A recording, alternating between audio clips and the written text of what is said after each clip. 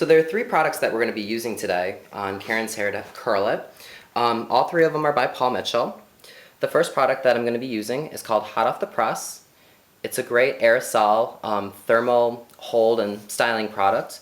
It just really helps fight the humidity and locks in the style. It gives it a little bit of protection.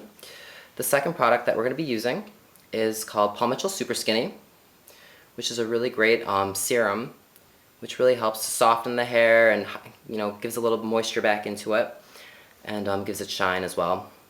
And then the third product that we're going to be using is called Worked Up, and it's just a workable hairspray. I just want to use workable hairspray compared to a finishing hairspray on her because working hairsprays are much less sticky and don't get as hard too. We want a really nice soft flowing style for her. The flat iron that we're going to be using today is a Paul Mitchell Pro Tools flat iron. I turned the heat up all the way to 400 degrees, as hot as it will go, to curl Karen's hair. Some of the other tools that we're going to be using, I have a paddle brush here. I have a heat-resistant rat tail comb, which will be great for sectioning. And then I have duckbill clips. So we prepped Karen's hair by first blow drying a little bit of mousse. You could use a gel too, into her hair. We put the gel and the mousse in while it was wet and just blow dried it, just so then the gel is actually still in there, so with the heat of the iron it's actually going to reactivate the product a little bit, just to give it a little bit of extra hold. So the first step in curling Karen's hair is sectioning, and sectioning it off properly. So we're going to section it off from the front to the back, from the top to the bottom.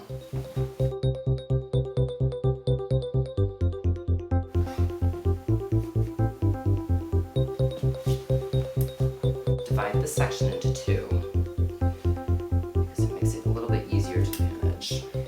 I'm going to spray her hair with Hot Off the Press, making sure not to spray it too close, just enough so it gets on there nice and evenly. Combing is really important, or brushing the product through before you go through with the iron, because it helps evenly distribute the products all throughout the rest of the hair. Okay, so what you're going to do is after you comb the section nice and straight, I'm going to take my iron, and what I'm going to do is I'm going to clamp it down and twist it a complete 180 degrees, and very slowly pull it out. The slower you pull the iron, the tighter the curl is going to be. The faster you pull the iron through, the more looser the curl is going to be. The farther we go up the head, the longer the section around the shape of the head is going to be. So I'm going to continue to take smaller and smaller sections. While at the bottom of the head, we only need to take 2 sections because the entire section itself is probably only 3 inches long.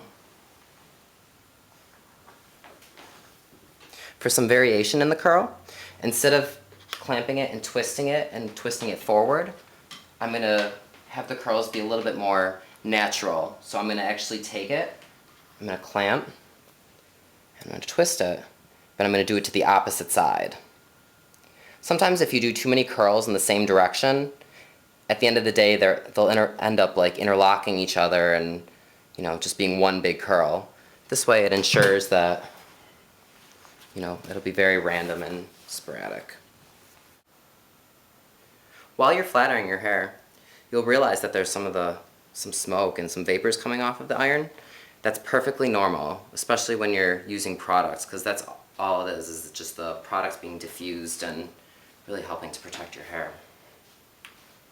As you make your way up to the top of the head, you might want to, depending on how you want your overall style, most girls don't want it curly right from the root.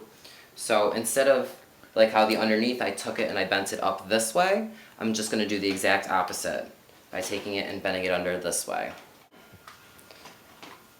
Hold the section straight up from the head compared to holding it down here. If you do it down here, you might get clamp marks on it. So I'm going to hold it straight up, clamp it.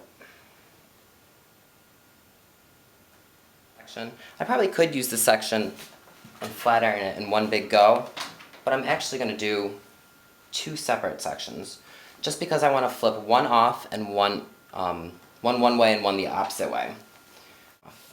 I'm actually clamping it from the side like this, compared to top to bottom how we used to do it. Hold it for a second, real slow. For girls doing this at home, and especially with the back section, I realize it can be a little bit difficult to do it on your own, but as long as you did what I said before and split it into two sections, the left side and the right side, and just sort of, section the top up so you can definitely get the underneath really well. As you can also see too, when I did this section, compared to getting really close to the root like I was doing before, I actually grabbed it and ironed it a little bit first before I actually turned the iron to get that curl into it. That way it leaves it still smooth on top and then just gives the curls and the volume. If your hair doesn't curl the first time that you do it, don't give up. Try again. But be careful too. Running it over millions of times isn't going to get it any more curlier. If anything, you might need to wet it and blow dry it and style it and then go through and iron it again.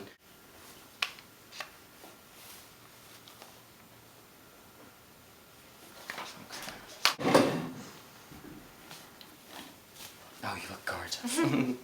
So now we've gone through and completely curled her entire head with the flat iron. But now, to make it much more natural and just, to soften it a little bit, I'm going to go through and break up the curl. So I'm actually going to be using my Paul Mitchell Super Skinny. 1 pump. That's all you need, just a little bit. It's always best to start with a little bit of product because you can always add more. You can never take it away. So, starting underneath, just run your fingers through. Don't worry about pulling out the curl because it's going to be pulled out a little bit, but you want that. So now to finish off the style, we're going to finish it with a little bit of hairspray. Flipping your head upside down is almost like blow drying your hair upside down. It gives it the most amount of volume. So just very lightly spray your hair from a far distance away too. And remember, this is just a working spray. It's not a finishing spray. If you used a finishing spray, it would be way too crispy and too gross. We just want to build a little bit of hold. Iron's completed. Flat iron style. Well, curly style with flat iron.